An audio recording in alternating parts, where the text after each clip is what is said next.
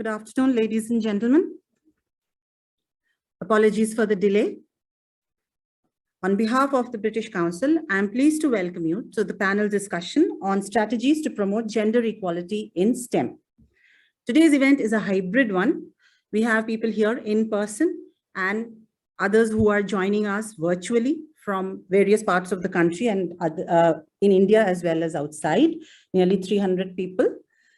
We will begin with a welcome address by our country director, Barbara Wickham, OBV. Following this, the panel discussion will commence and will go on for about an hour, which will be followed by a networking tea for those who are present here in person. We aim to close the event by around 6 p.m. I would now request our country director, Barbara, to please come on stage and share her opening remarks.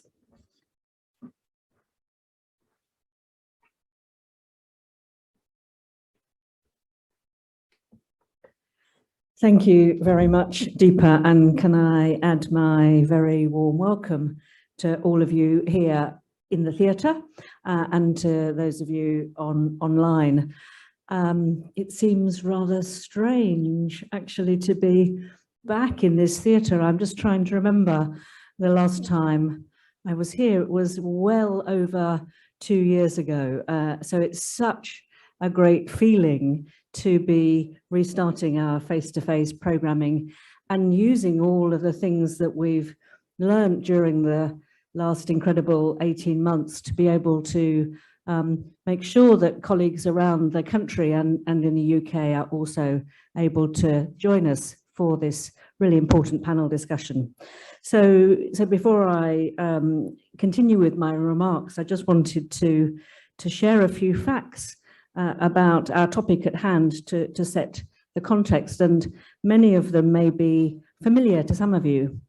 The Nobel Prize system has been going for 120 years, and the prize in sciences, so physics, chemistry and medicine, has been awarded to only 20 women in that 120-year history. Rosalind Franklin, who will be familiar to many, used X-rays to take a picture of DNA that would change biology.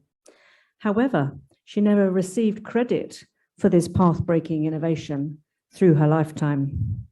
And in 2019, scientist Dr. Gangadeep Kang became the first Indian woman in 360 years to be inducted as a Fellow of the Royal Society in the UK. So we can see through some of those small examples that gender equality in STEM really is the need of the hour, because historically women have been underrepresented, underrated, even invisible compared to their male counterparts in the world of science. And despite the steady rise in women entering STEM fields since the 19th century, they still have to work tirelessly to prove that they are in fact cut out to share the scientific world with men. So why is the British Council interested in gender equality in STEM? Well, as you know, we're a cultural relations organisation, and all aspects of equality, diversity and inclusion are at the heart of what we do, and gender, of course, is no different. In the domain of science, we bring the UK's strengths in science and research to create enabling environments for excellence, with programmes designed to build capacity, exchange knowledge and increase outreach. Support for the development of science and research ecosystems in countries that we work with, and combining local expertise and priorities with long-term connections to the UK research sector benefits us all. Our Newton Barber Women in Science programme, for example, facilitated access and diversity in science-allied careers, and over 300 women scientists have been trained in science administration and management and science journalism. Similarly, as a part of British Council India's 70th anniversary, 166 young women received scholarships to study a master's programme in STEM subjects at UK institutions. And with more recent scholarships, the number is inching close to 200. And we're very pleased to be partnering with the Department of Science and Technology on the GUTI programme, GUTI being Gender Advancement for Transforming Institutions here in India. This programme draws inspiration from best practice in the UK and India. It recognises and celebrates good practice in higher education and science and technology institutions towards the advancement of gender equality, that being representation, progression, and success for all. Achieving gender equality in STEM requires all stakeholders to work together towards this common goal.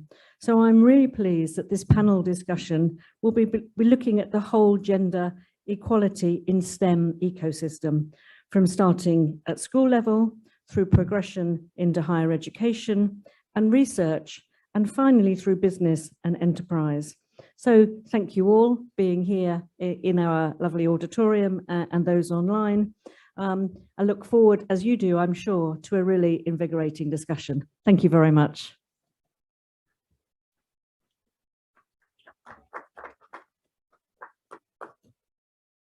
Thank you, Barbara, for your opening remarks. We have a very, very interesting and strong lineup of speakers in our panel discussion today. And I'm sure a lot of the issues that you mentioned in your opening remarks, they will also be talking about and giving us some concrete strategies and insights into this very important issue of gender equality in STEM. We will now head into the panel discussion, and I'll call the panelists on stage. I'm pleased to invite Dr. Nisha Mendiratta, who is the head of the Vice Kiran Division and Climate Change Program of the Department of Science and Technology, Government of India. I request you to please come on stage, Dr. Nisha.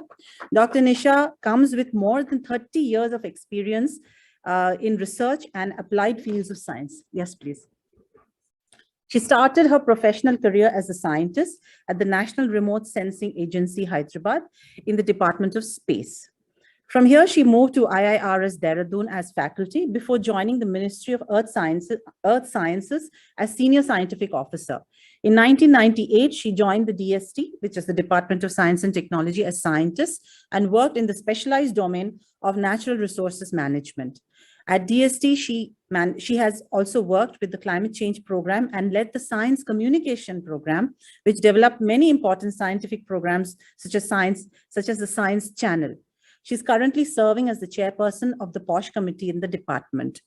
Dr. Nisha is an alumna of the Delhi University. She did her post-graduation in agricultural physics from the Indian Agricultural Research Institute, New Delhi. Her PhD has been in agricultural chemistry. She holds an additional specialization in satellite remote sensing and GIS from the Indian Institute of Remote Sensing, Department of Space, Dehradun. Dr. Nisha would be speaking to us on the DST's initiatives to promote gender equality, focusing on the GUTI project. Welcome on stage, Dr. Nisha. And now, very pleased to introduce you to Ms. Sarah Dickinson-Hyams, Assistant Director for International Equality Charters at Advanced HE UK. Sarah is joining us virtually from the UK.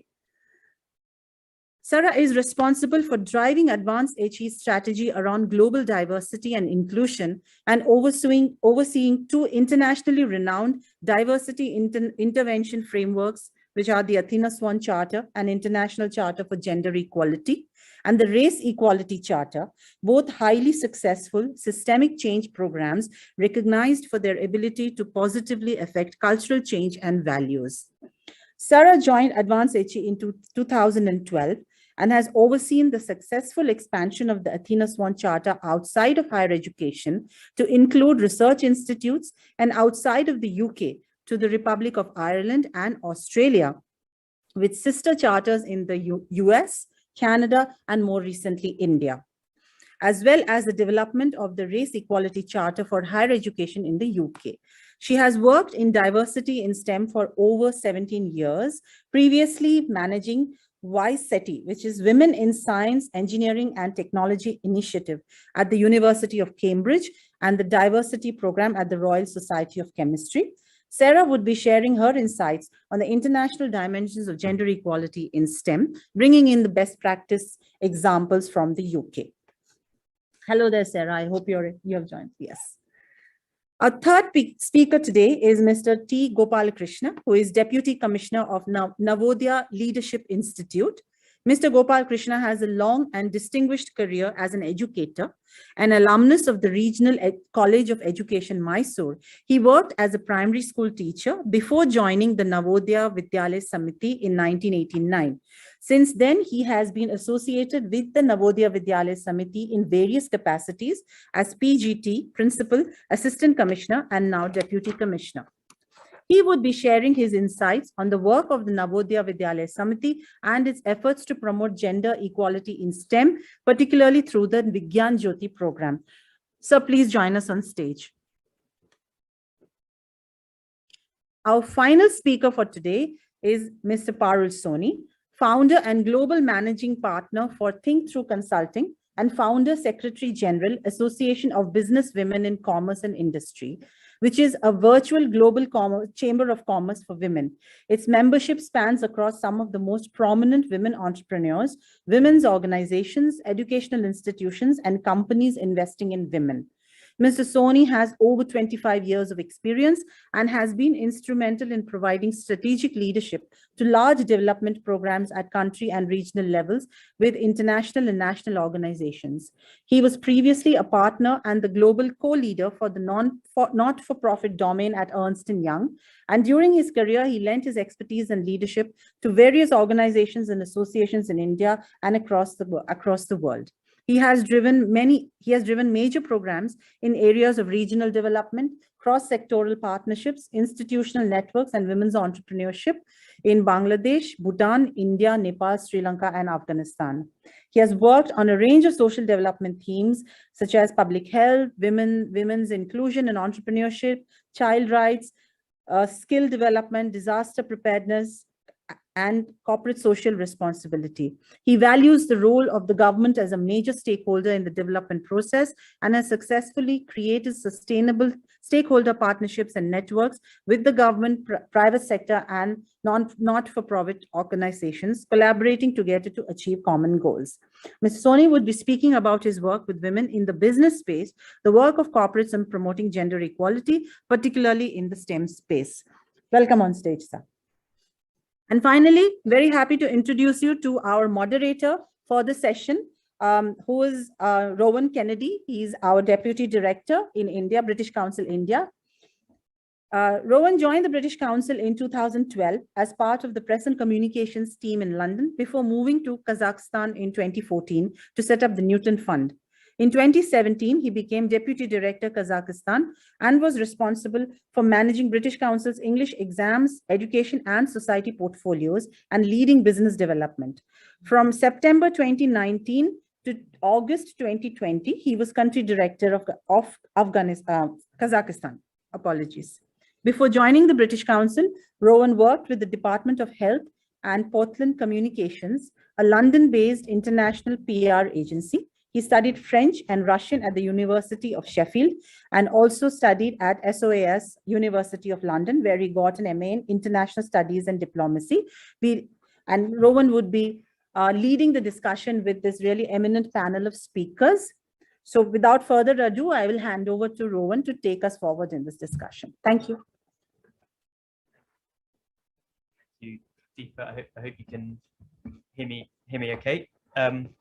So it's a real privilege to be a moderator today for such an experienced, a highly qualified, and a diverse panel. Our panelists bring perspectives from the UK and from India. They bring wider international experience.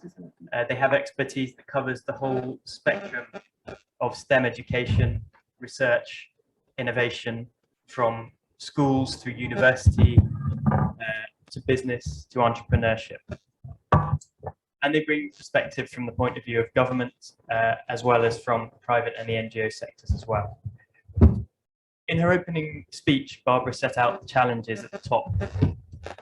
Historically, women have been underrepresented, underrated, and under-recognized compared to their male counterparts. This is true on the global level, as Barbara said. Fewer Nobel Prizes go to women than men, fewer seats at the top table, And the women who are working at the cutting edge of science often fail to get the recognition that they deserve and that their male peers do. Thank you. Hopefully that's a bit more audible.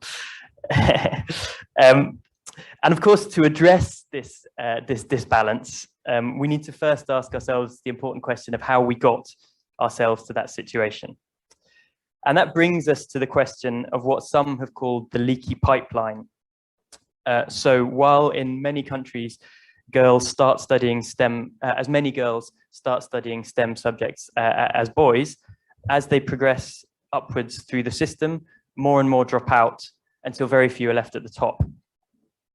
So to take the example of India, which is particularly important as the country that produces a full 29% of the world's STEM graduates, while levels of enrollment in STEM courses at the undergraduate level are relatively equal, when you get to the PhD level, just 37% of PhD awardees in science are women.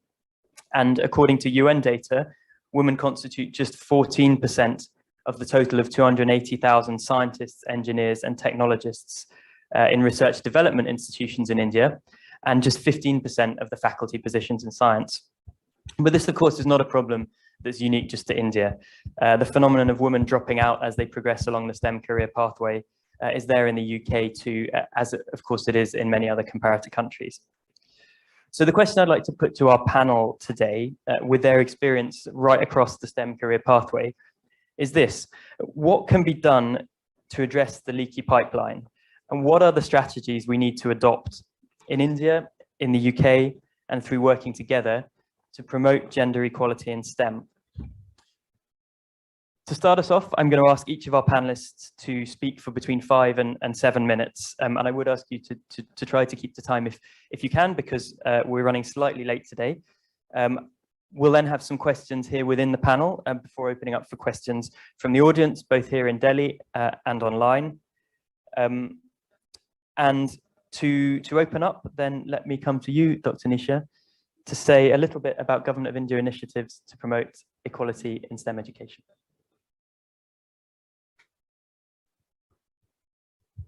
Thank you very much.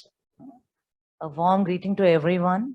And as mentioned by Barbara, it's a real good hybrid mode that we are in a position to see each other after a very, very long, I will say sad period, pandemic period. But now things are opening up and we are together, not fully. I could see a great participation here in person, but many friends have joined us virtually as well, as Deepa was mentioning. So my hearty greetings to everyone all across like national and international level. And here I would like to compliment that it is one of the most important panel discussion on which all of us are sitting, and we are going to share our views with regard to gender equity.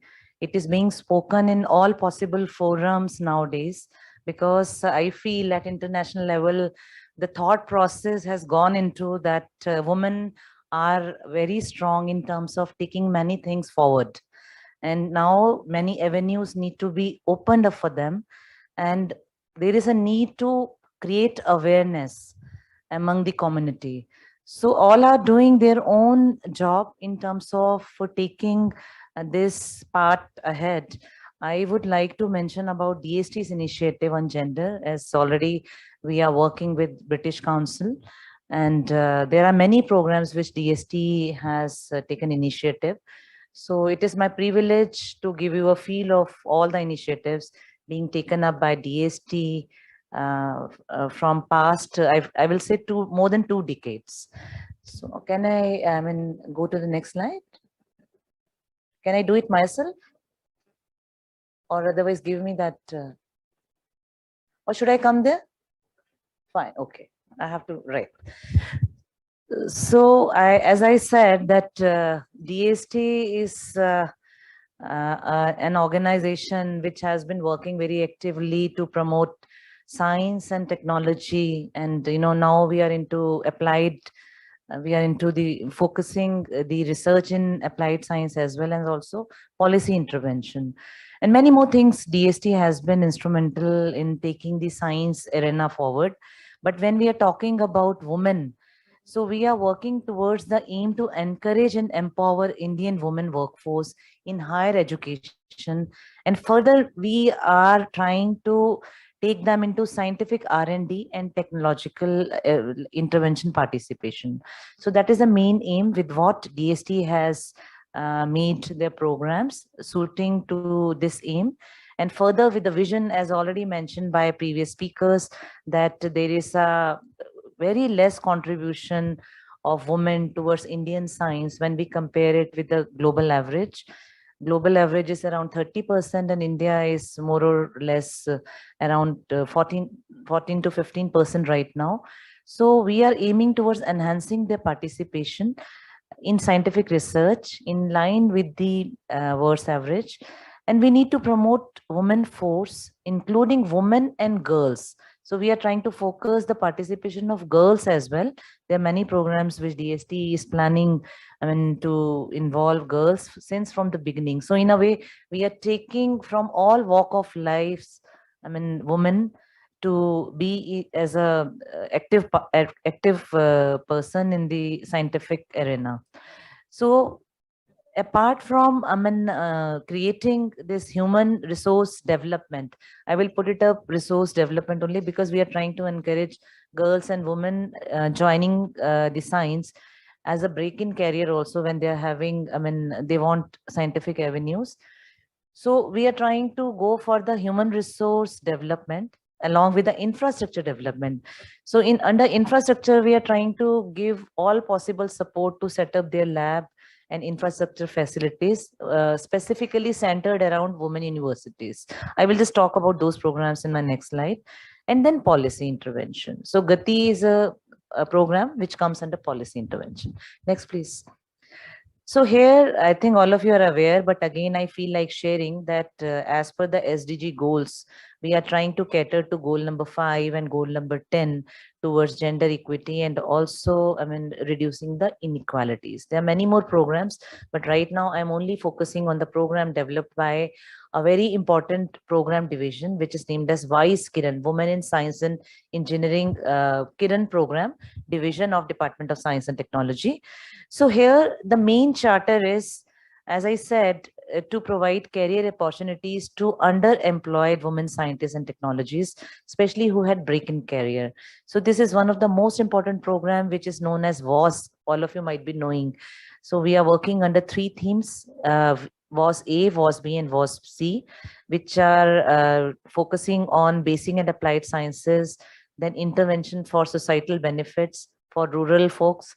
And then we are looking into the IPRs. This is again a very, very popular program and many girls have been benefited, I would like to say here, because I could see the industry partners here and many of them have also joined industries and also academia after getting the support from DST. So that is one of the thing I would like to mention here.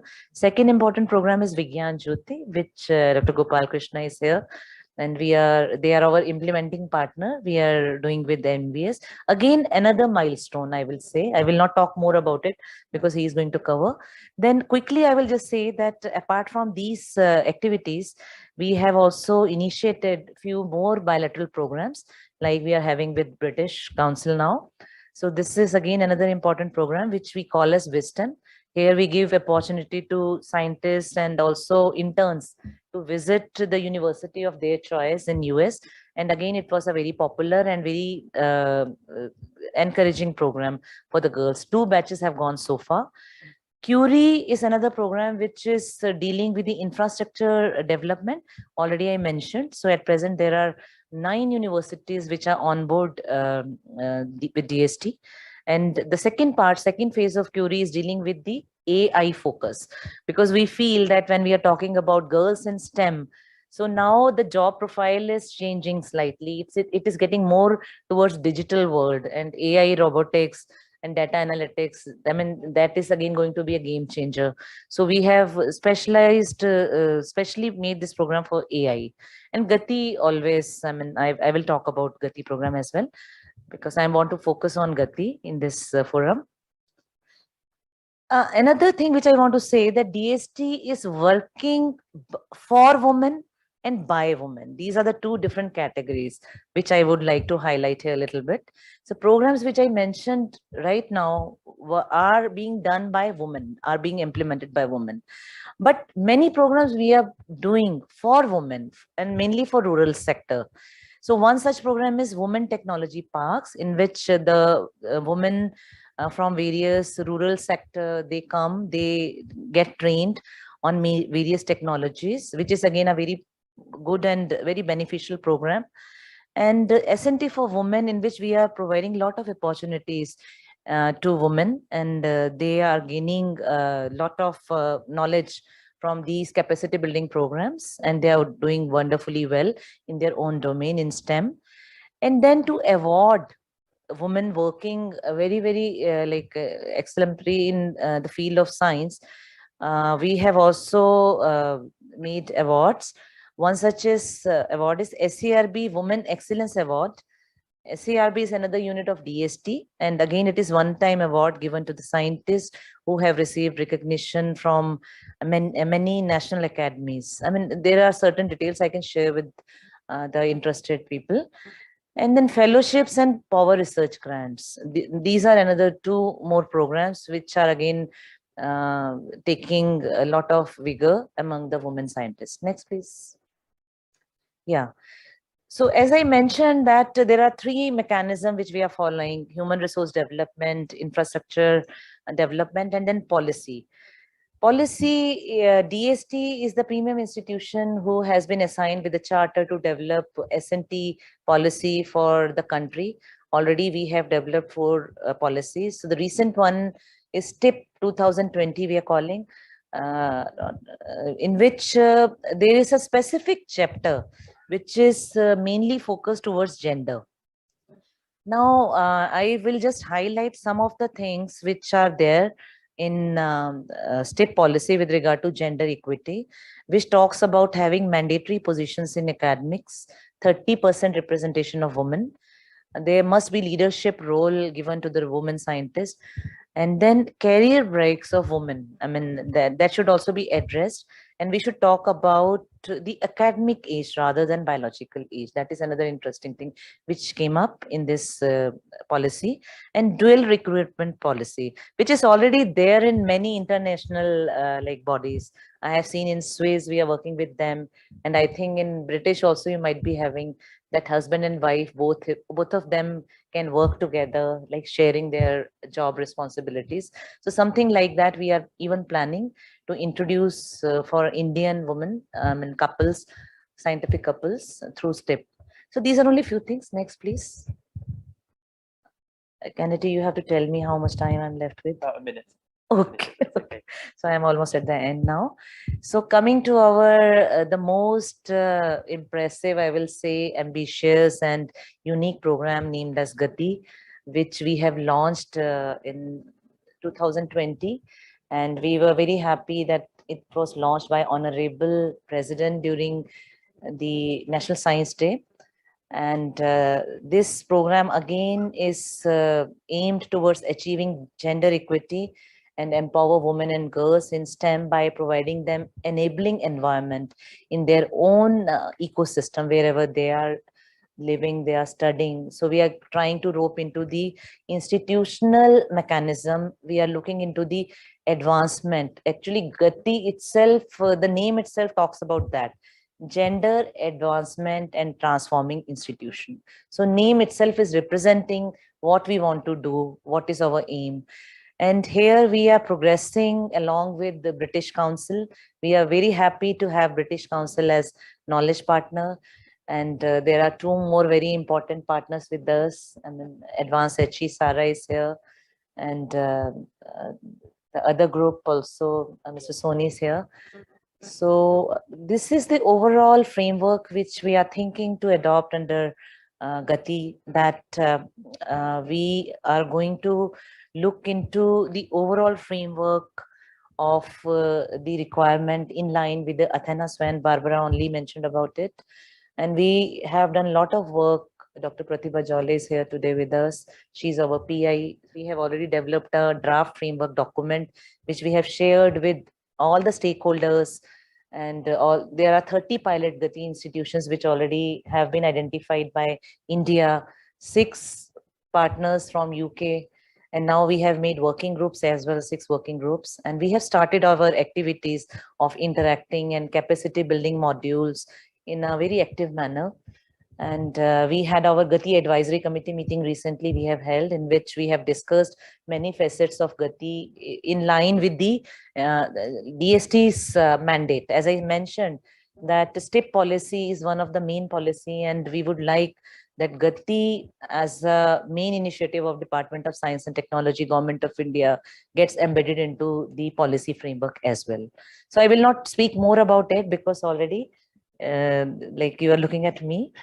So I will stop here, and with again, thanks to all of you. And we are very happy to address to the any query or question if it is there with regard to the program or the initiatives of DST. And we would be happy to receive your comments if you wish that few more activities should also be taken up by DST in terms of gender equity. Thank you so much.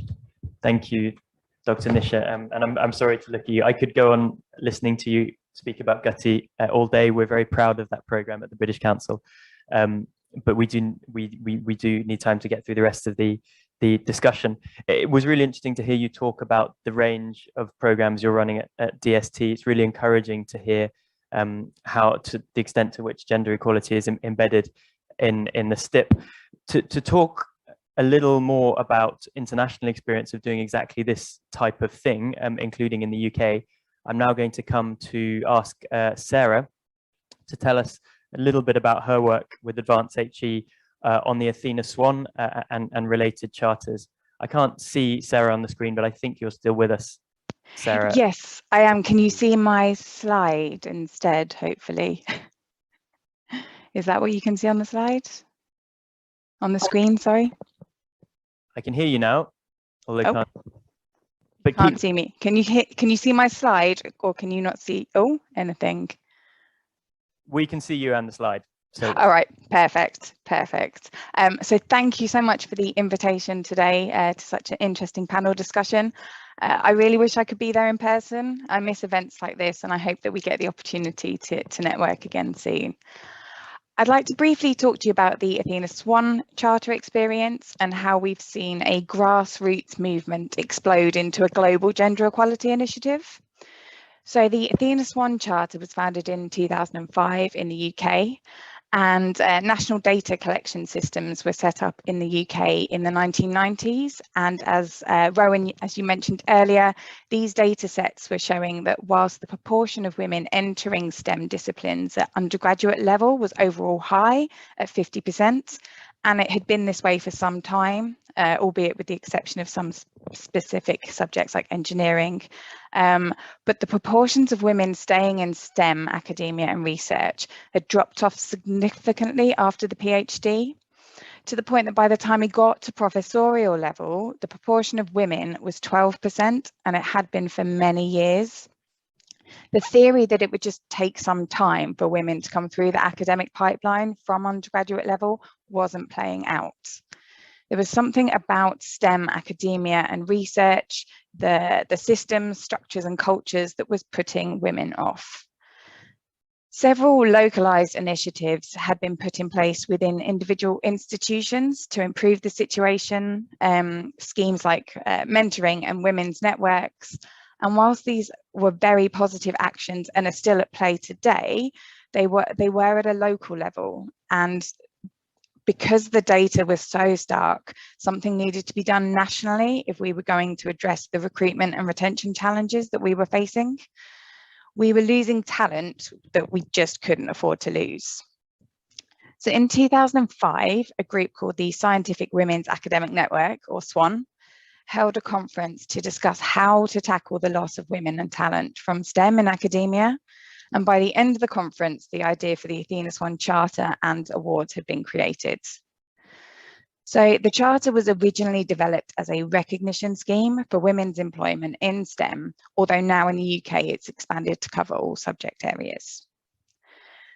So the Charter started in the UK with 10 founder members, and we now have 164 members in the UK, which is all the universities in the UK with significant STEM teaching and research. And we have over 930 award-holding institutions and departments in the UK. The awards all focus on an evidence-based approach and require applicants to conduct a thorough self-assessment of their data and policies, identifying challenges and opportunities, and putting in place specific and measurable actions to address the key challenges that they've identified. The applications are peer-reviewed, and awards are given at different levels. So there's bronze, silver, and gold, and this represents improvements on the institution and the department's journeys. Applicants must reapply after 5 years to renew or upgrade their award, otherwise they no longer hold the award.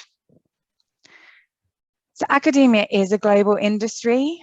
Well, I guess certainly it was prior to COVID, and hopefully it will be again. Academics move around the world, working in different institutions and departments. And as such, many academics from outside of the UK over the years have come to the UK and experienced the benefits of working in an institution or a department that has an Athena Swan Award. So this has led to the Charter framework becoming globally recognised as a systemic change programme that improves working conditions for women in STEM, academia and research. And hopefully, as you can see from my slide, it has expanded internationally.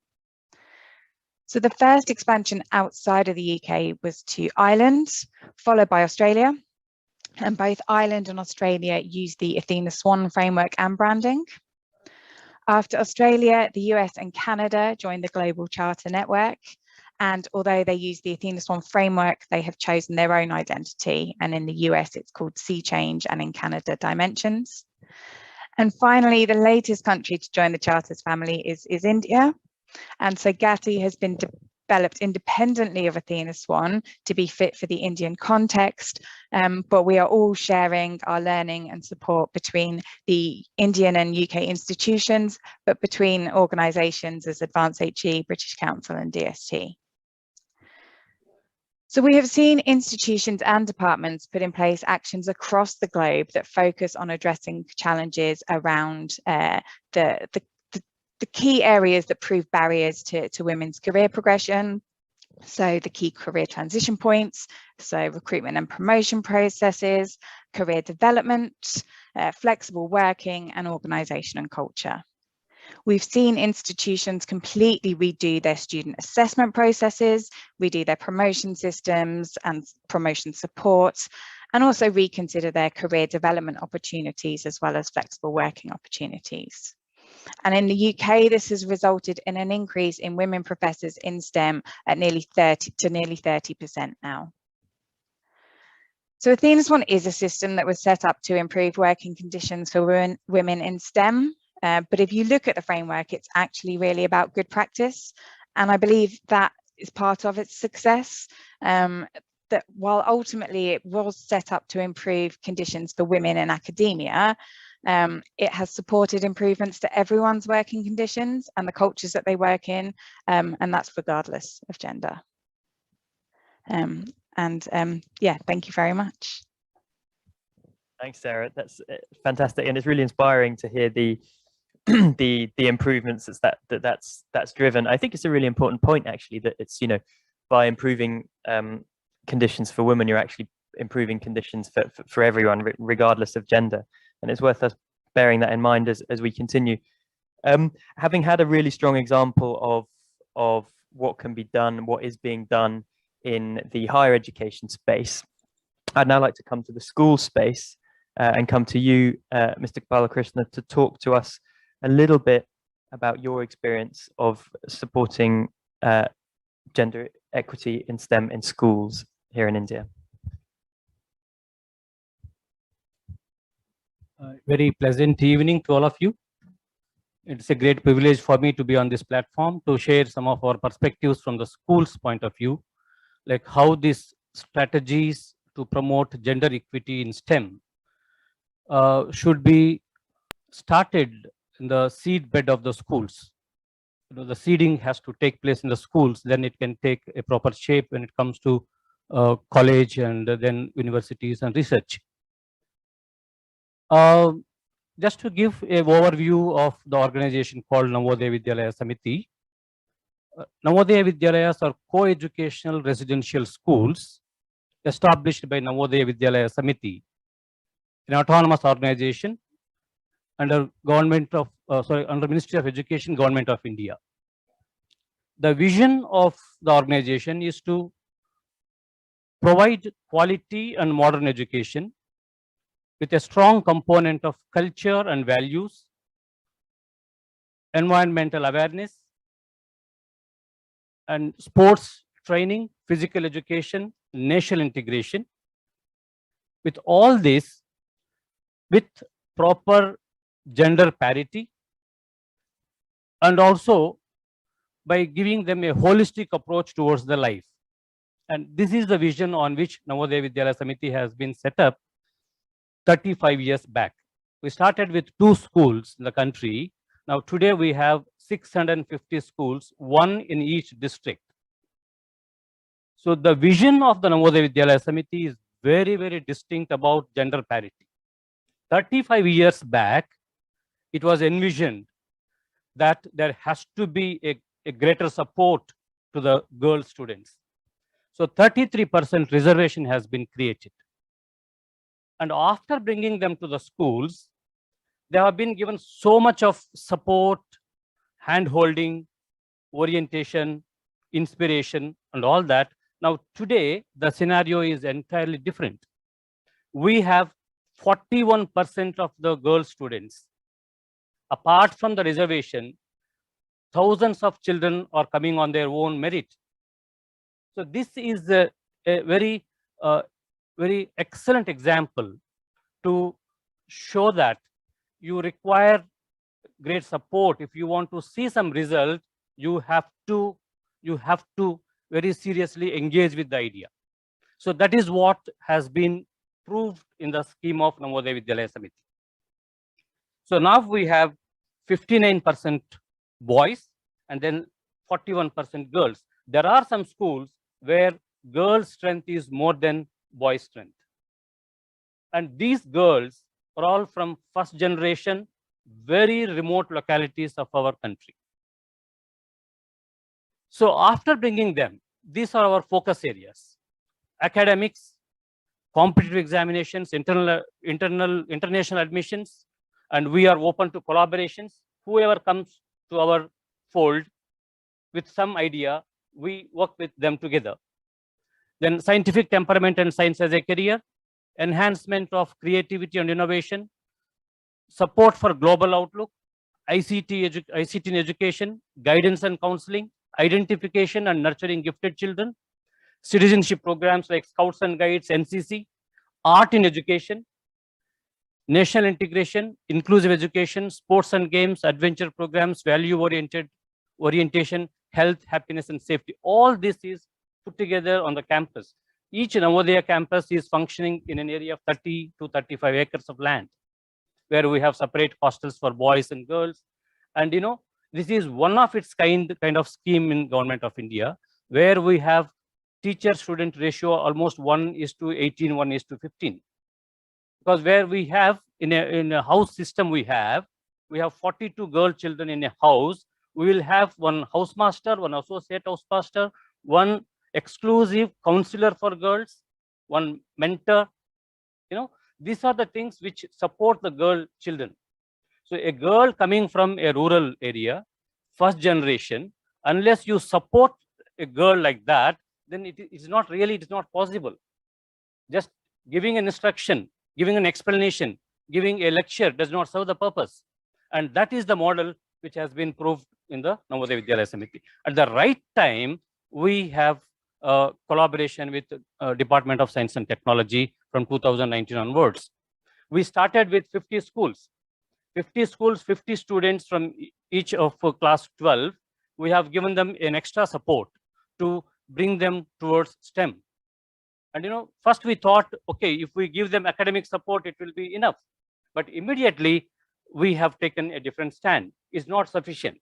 We have to give them 360-degree perspective. We have to teach science for life. We have to teach mathematics for life. Then on their own, they will take the careers in maths and science. And it is through Vigyan Jyoti that we are able to do very successfully. So Vigyan Jyoti program, next slide, please.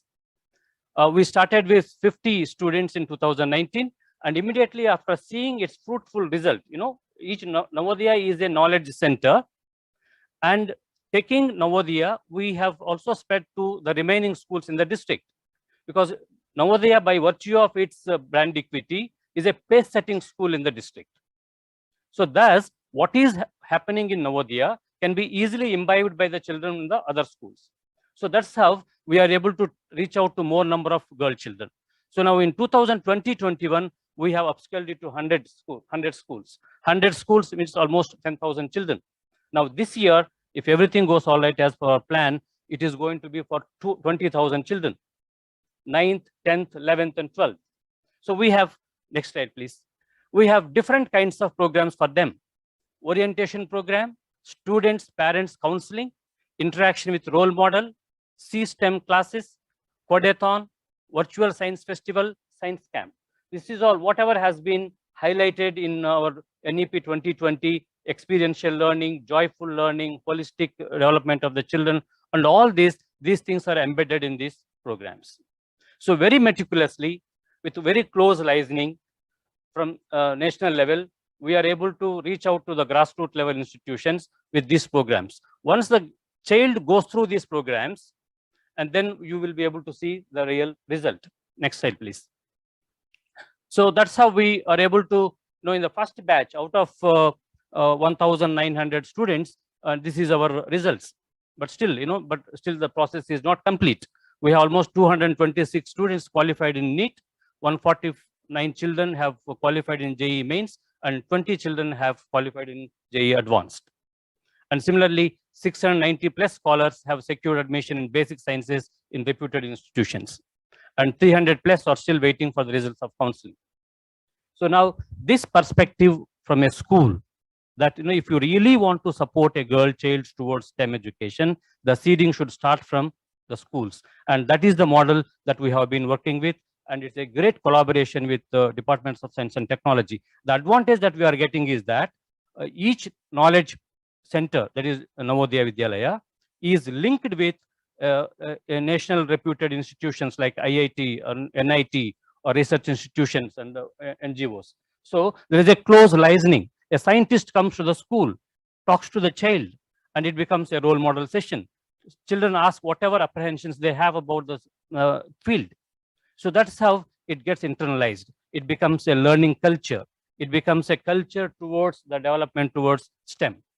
So I think we are in the very right path, that if schools, colleges, research, and entrepreneurship, if we can work together, and that's how I think that is the path towards girls, towards STEM education. Thank you for giving me this opportunity. Thank you, everybody. One more point, what Dr. Gopal Krishna has added. This is again a wonderful program which has been showcased. Yeah, I'm happy to see the outcome of the girls which you showed in the last slide, because girls are able to enter into the JEE Mains. That's again a very, very encouraging thing, outcome of the program. Without taking much time, I just want to tell you and also to everyone that another new program which DST has started is Stuti, which will come up. It is in the formulation stage right now. So for Vigyan Jyoti girls, it is only for girls. We are introducing one aspect, that they may visit the knowledge institution, because DST has aligned with the knowledge institution with NVS, and they are going to the regional centers. So under Stuti, they can visit the lab facility, maybe for a single day or for 2-day visit, in which they will be interacting with all the scientists, and it will be again going to be an inspiring and motivating, kind of thing. So we can expect more girls to enter next year. Thank you. Thank you, Dr. Nisha, and thank you, Mr. Gopala Krishna. It's again inspiring to hear about the effects that the Vigyan Jyoti program is having, and really good to hear as well about the experience of collaboration with DST, but also with entrepreneurs coming in to talk to to talk to the students the effect that can have. The final part of the STEM pathway, of course, is when education finishes and you get into careers. That could be employment, it could be business. Before I come to you, Parul, to talk a little bit about your work supporting women in STEM businesses, just to say that we are running slightly late. We started slightly late, but I am really keen to have time for questions from the audience. So while we're listening to Parul, do please think, audience both here in Delhi and online, if there are any questions you'd like to put to any or indeed all of our panelists. Over to you. Thank you so much. I think you have covered the seeding of how the seeding is happening in the school and all that, but I'm very, very happy to meet the British Council administrator and the whole thinking about how British Council has collaborated and the thought process in the whole STEM in education, STEM in the whole career span as such. But when I was hearing you both, and I'm really ardent supporter of the government initiatives in India and also globally, because I draw my inspiration, my entire experience from 54 countries where I've worked in various parts of the world. My thinking is the situation is the same all over.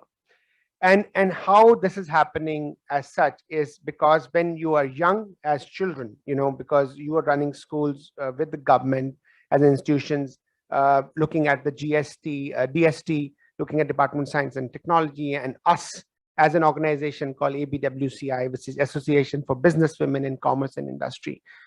I felt that our focus on STEM education is to educate children, and especially when we're talking about girl children.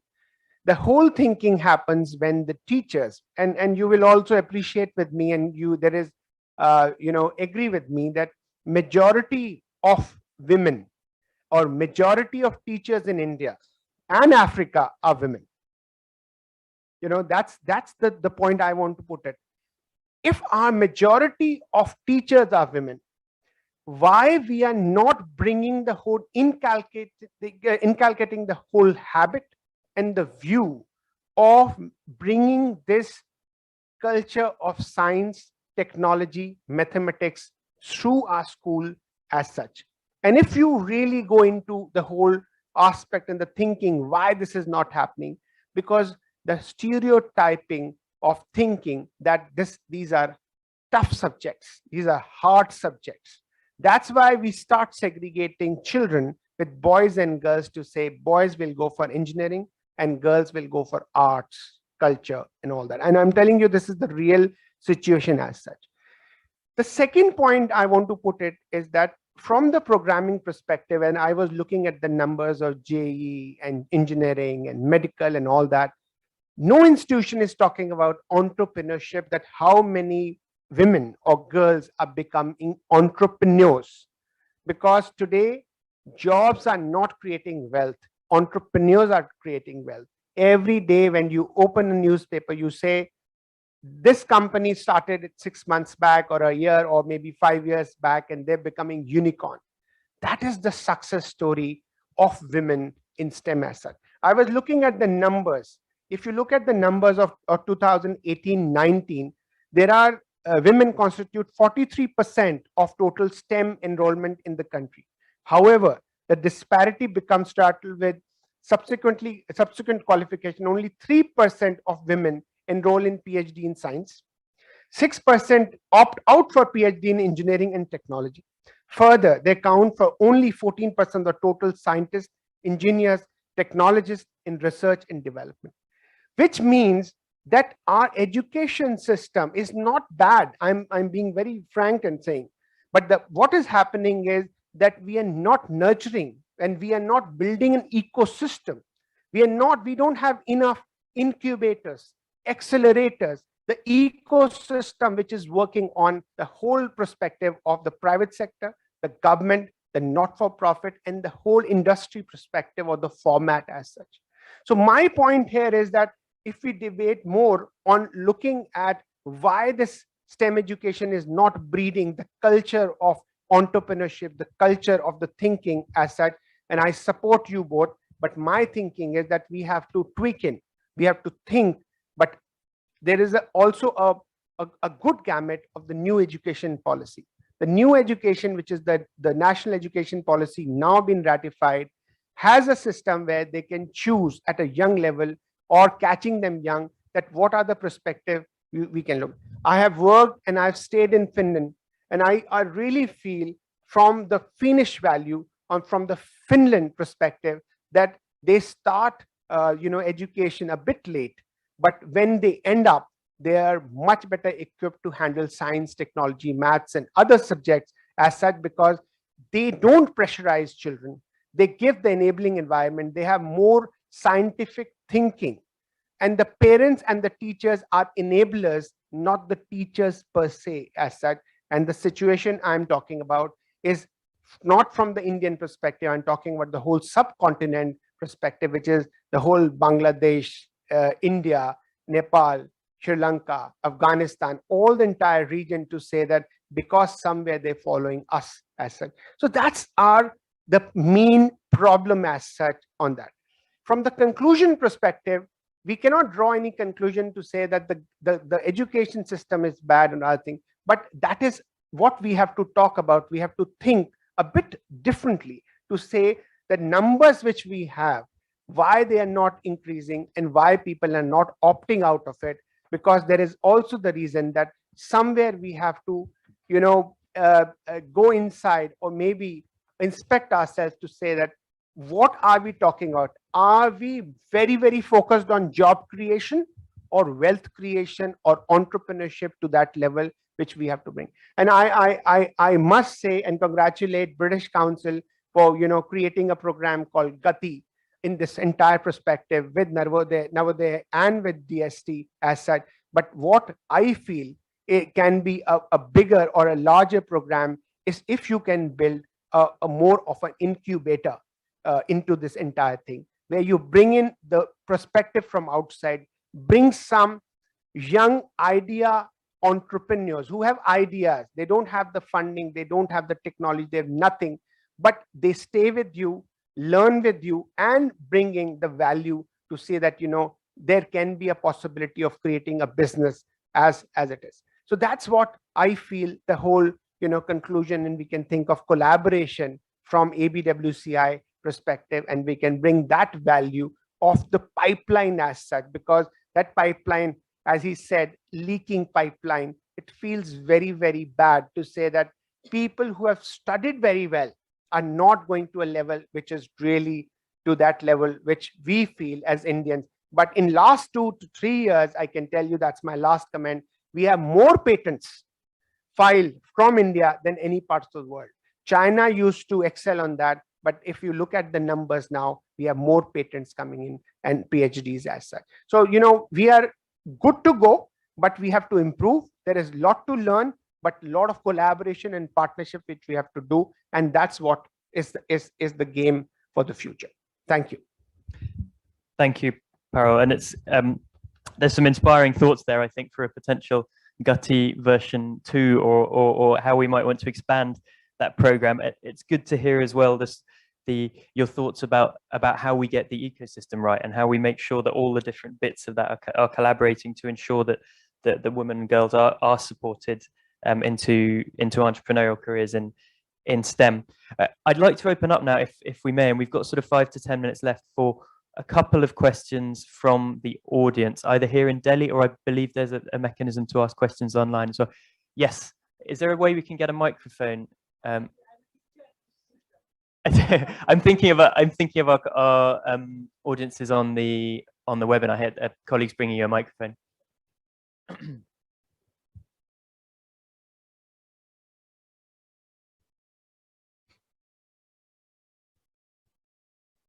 Thank you. I have 2 questions, if I may. Yep. The first one is actually to both Nisha ma'am and to Mr. Soni. So I come from a school, a private school, and we call it a thinking school with a soul, which has a culture of innovation. A lot of innovations targeted to better the lives of people have been created at the school. And we work with the DST. We have your support through the Atal Tinkering Labs. In fact, we were one of the first schools to receive the benefit from of the ATL, and the support also from DST. And for a long time, we have been requesting for some kind of support in creating incubators that can help us. So we do it at our own end, but we're not. And so I'm so happy what Mr. Soni just said, because we also feel that's the way ahead.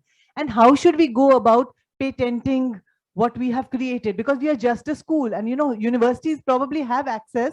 We don't know how to do it. So I just loved the discussion that was going on. And I thought maybe today I will be able to see that enlightenment that I've been looking for. And the second question, if I may ask, is a very, very tiny one to Nisha ma'am. Is very easy and quick, but I just wanted to understand about the Vigyan Jyoti. I know that that is a facility. Is it available to private schools? And then those fellowships that you spoke about and the awards, the Scrb, are they only open to university girls, or is it also for schools? So that was the second question. Thank you. Thank you, Dr. Nisha. Maybe let's start with you and then come to you, Parul.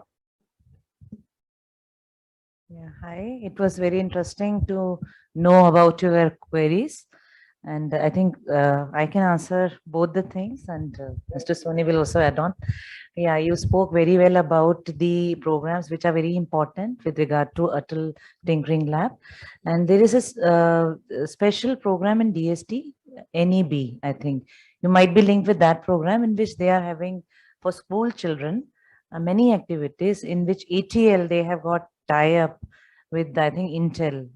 Maybe you are talking about that program only, no?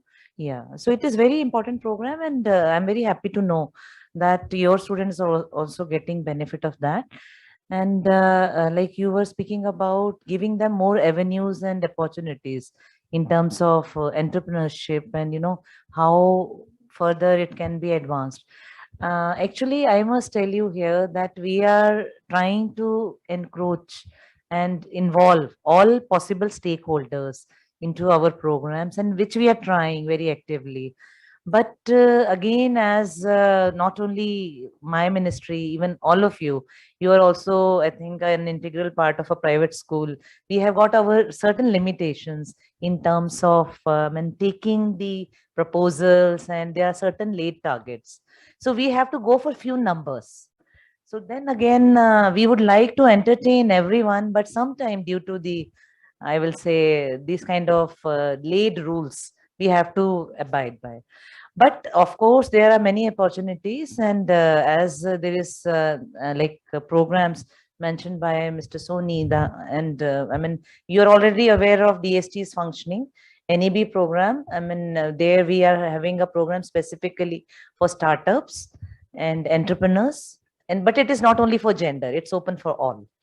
So I can have a connection. I will get you connected with the group, and that will be good thing. And Vigyan Jyoti also for private schools, as far as, yeah, but we will look into that part as well. But there are many more programs in DST. There is one NCSTC program. There also you can approach, and we would be very happy to have this kind of PPP kind of model as well, while giving this kind of benefits to the students. So many more things are there. So Yeah, one more thing. TIFAC you have heard of? I forgot to tell that. TIFAC is another unit of DST in which they have got a patenting specialization. So I will speak to someone there, and you may approach them as well in terms of So that. we have an ATL coordinator who comes, but even they don't seem to, at least we don't have any. We can discuss later no on, next because steps. there are Yeah, many more thank you. things. it's Yeah. a really good Thank you. question. Let's take this offline in the networking afterwards. But Parul, to you very quickly, a No, minute or two, then. No, that's a very good point, because when I talk about my story, I'm an entrepreneur. We have many companies which I run personally. My thinking is that it was very young I started. I used to drive taxis, and people will not at this point, 1991, 1992. The thinking is from that perspective. I have got that young. I work. But what is important is the schooling. The schooling, the class 10, 11th and 12th students. If we can collaborate with you, we have our CEO Shamli Seth sitting here from ABWCI. If you think that, girls, especially of class 12, if we can mentor, help, they can be budding entrepreneurs. And I can tell you there is no age for entrepreneurship. There is no adult age for entrepreneurship to say that, you'll get the card when you will be 18. You can start as early as 9, 10, whatever. Whenever you feel that you have good idea and you have money, people can put in, you can start. So your entrepreneurship, but the thing is, it's a competitive world. We have to look at from the market perspective. So happy to collaborate. There are no ifs and buts. We have to decide together with you, and we can do it. And there is a huge amount of potential, huge amount of money available for funding. And I was just talking to Barbara on this, and we can talk about this. Thank you. Thank you, Paul, and thank you for the question. Can I one more question from the audience, and then I'll wrap up. Thank you. My question is quickly about this Navodaya organization. As Mr. Soni said, a majority of the teachers in our schools are women. How does the situation change when you go to the higher level at recruitment, let us say at the principal level or at the administrative level? Or is there a leaky pipeline over there as well? Talking about how many principals are women in Navodaya out of 650 schools? Yeah. How many are principals are women principals? Yes, and we have a special provision for recruiting women teachers, because we are running residential schools. An appropriate ratio has to be maintained for the safety and security of the children, because these are all residential schools. So both in terms of principals and teachers, we have a ratio that has to be adhered. Okay. Thank you for that. We're running out of time, but just before we wrap up, I wanted to put a question to Sarah. You've heard a lot today about some of the specific challenges here in India. Obviously, you're very experienced at working kind of all around the world on this question. Any final thoughts from you for us, for the audience, based on what you've heard today and based on your experience about what we might want to focus on tackling gender inequality in STEM? Wow, that's a massive question. Okay. I really liked Parul's presentation where he talked about collaboration and partnership. And I actually think that's key globally to tackling the women in STEM challenge. It starts from school level, goes through university into business. And we're only going to tackle it if we work together, if countries and different organizations, if they collaborate. And so for me, that would be that's the kind of key take-home message from listening to everyone's discussions, from listening to all the different challenges, from my own experience, is that we're only going to do it if we work together. And that's why I'm so excited to be part of the GATI project, along with Dr. Nisha and the British Council. Can I have last, just a few seconds? You know, I'm just saying that, so ABWCI works in 17 countries worldwide. And by 8th of March 2022, we will be in 50 countries. And by December 2022, we will be in 195 countries worldwide. So we are very happy to collaborate with people around the world. So if you are interested, any part of the world, please get in touch. And I can tell you, we have started from the global south. We have not started from global north. So we are an organization started from India, going global. So that is the model which we are trying to bring, that we are not preaching the world, we are bringing the world closer in collaboration and partnership. We need that kind of thing. Thank you. I just think, it's so important. And I think the success of the Athena Swan Charter and the global charters that we're looking at, it's about that good practice sharing, and it's about working together. And, science and academia can often be competitive. And I think it's moving the dial from the kind of competitive nature of science and academia to a more kind of collaborative practice sharing approach. I think you're summing this up much better than I probably could myself. So maybe I'll continue with this approach. And Dr. Nisha, 30 seconds. Nice to hear you, Sarah, about your views and future prospects. Yeah, hi. It's always lovely to meet you. But as Athena Swan, we are planning to adopt here. But I would like to add another facet, with regard to the environment and climate change, involvement of gender in that. Women are playing very important role in that area as well. And we may think of having that aspect as well. May not be part of this particular program, but maybe some other move if it is there. And as Mr. Soni is mentioning that many issues worldwide are being thought of in which women can play a very important role. So I identify this as one of the sector. So let us debate on that later on some other time. Yeah. Thank you, Dr. Nisha. So if I can try very quickly, and as I said, you've done most of the summing up for me, but we've had some really good ideas today for future expansions of programs that we could do collaboratively in entrepreneurship, in environment and climate change, to build on the work that's already happening. But actually, I think the main message that's come across today, and you've said it better than I could, is just around the importance of working together and of collaborating across organizations, across different types of organizations in different sectors. That's come through really, really strongly in some of the examples of success we've heard, but also internationally, globally, the importance of working internationally, because the problem of the leaky pipeline is not going to go away unless we really approach it from all the different angles, and that requires collaboration internationally, collaboration across sectors to get that right. And Sarah, as you said early on, getting that right benefits everybody. It benefits women and girls, but actually everybody is better off if we get that right. On which note, thank you very much to our panelists. It's been really, really interesting.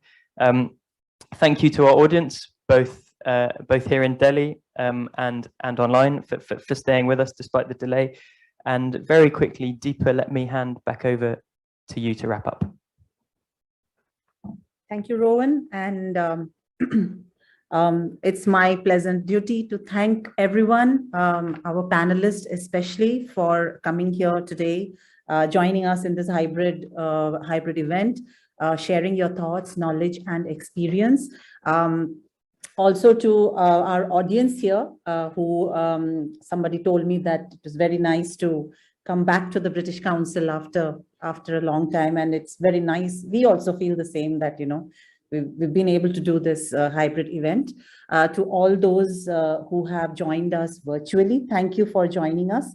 And I know that there may be many questions which have been put there in the virtually. Unfortunately, the time doesn't allow us to take all those questions, but we will pick them up and we'll try and collate all the questions with some responses and maybe put it up on our website, which you can visit later. And don't think that we've ignored that. We'll definitely try and pick it up. Thank you very much. We'll end the session now, and I would request those who are present here in person to please join us for some refreshments and some networking, and we can continue the conversation. Thanks a lot.